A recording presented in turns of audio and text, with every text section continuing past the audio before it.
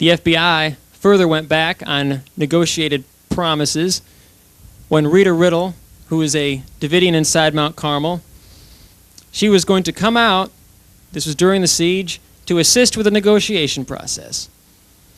The deal was she would come out at a specifically designated time that was agreed on by both the FBI and David Koresh.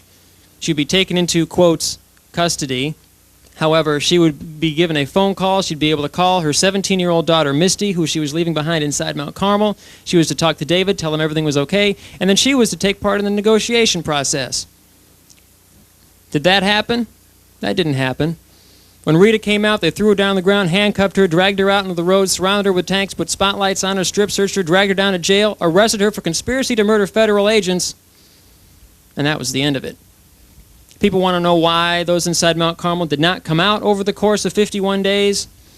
It's not hard to find reasonable reasons, at least not from their perspective.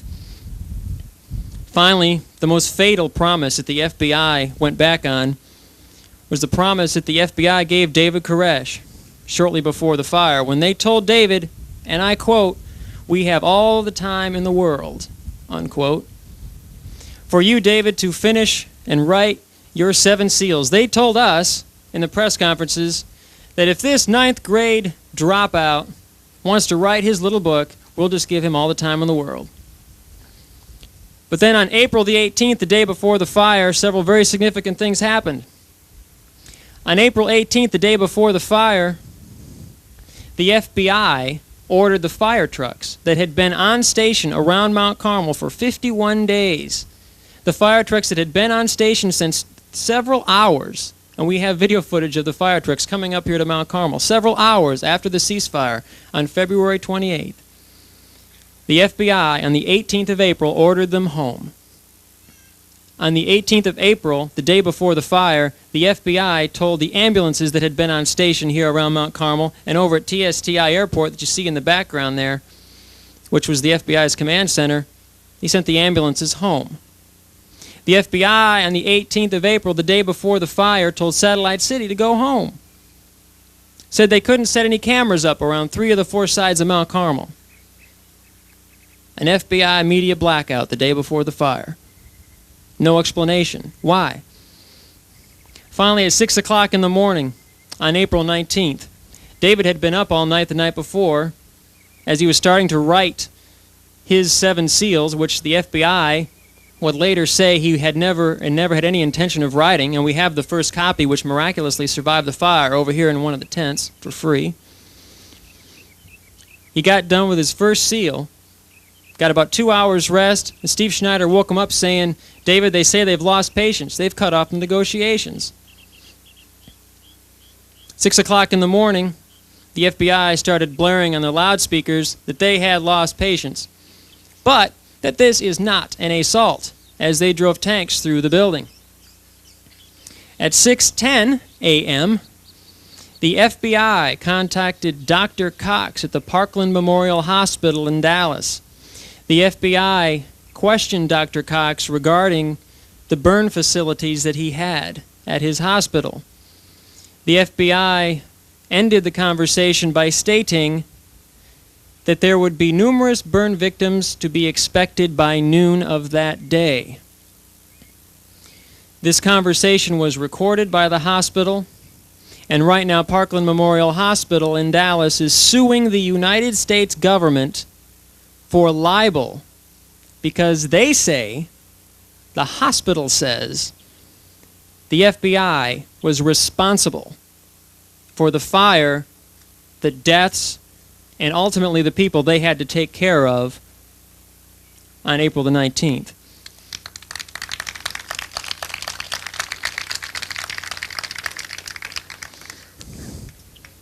Before the fire had a chance to start, at about 10:30 that morning on the 19th, when the tanks actually started striking the main building itself, one thing I should point out is that Mount Carmel Center was not a compound.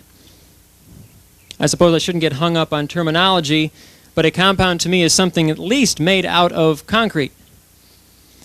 Mount Carmel was built out of several dilapidated shacks that had been constructed back in the 1950s along this windy road you see here.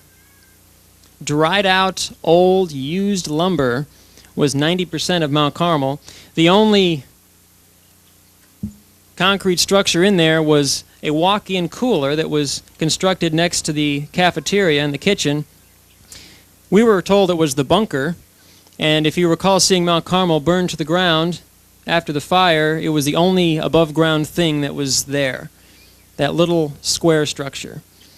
And approximately 10:30 in the morning on the 19th, David gathered the women and all of the children, and I emphasize that, all of the children, and placed them in the concrete structure at 10:30 that morning because it was the safest place to be.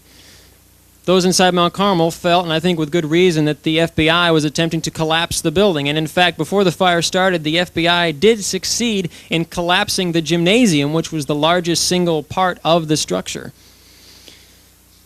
At about 11 o'clock, only a half an hour after these folks had been in there, and the folks that were in the concrete structure, the children and their mothers, they had gas masks.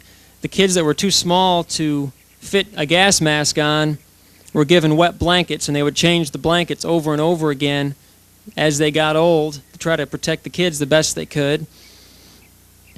And about 11 o'clock, one of the FBI's tanks made a huge hole right in front of where that concrete structure was.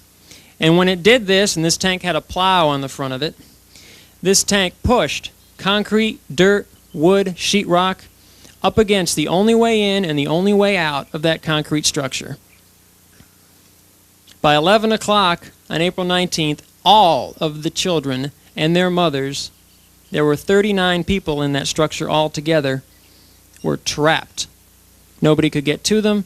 They could not get out. They did not have electricity. They had no way to communicate to anyone that was on the outside, and they had a tank backing in and out, pushing more and more debris up against their only conceivable escape route. Approximately a half an hour later, that same tank, finally, on one of its entrances, as this tank backed in and out of that hole, physically struck that concrete structure. When the tank hit the concrete structure, a large portion of the ceiling of that structure collapsed. This was a reinforced concrete structure that at one time, back in the 50s when it was first built, was used as a safe. And this large chunk of concrete from the ceiling fell on the people inside. And according to Dr. Rodney Crow, the chief coroner, who performed all of the autopsies on everyone that was found out here after the fire on the 19th, 3 children died as a result of blunt force trauma when the tank struck that structure, the ceiling collapsed, and 3 children were crushed to death. This was before the fire, and this is according to the coroner's own report. Finally, when the fire started, it started in 3 separate places. One fire started in the center of the gym, which had been collapsed only about 10 minutes before by the tanks of the FBI. Another fire started at the corner of the center near the front door. This is where we see the fire coming out of the second-story windows.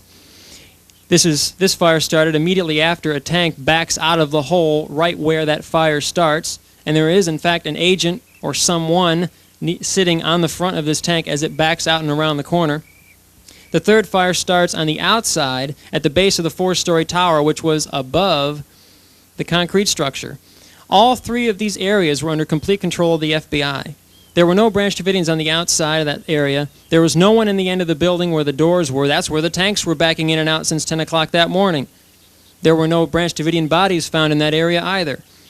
The gym had been collapsed moments before a fire started in the center of that gym. The FBI had complete control of every area where the fire started. The fire started in 3 separate areas, and the FBI knew as early as 6 o'clock that morning that there was going to be a fire. Why? Because they called the hospital and told them so.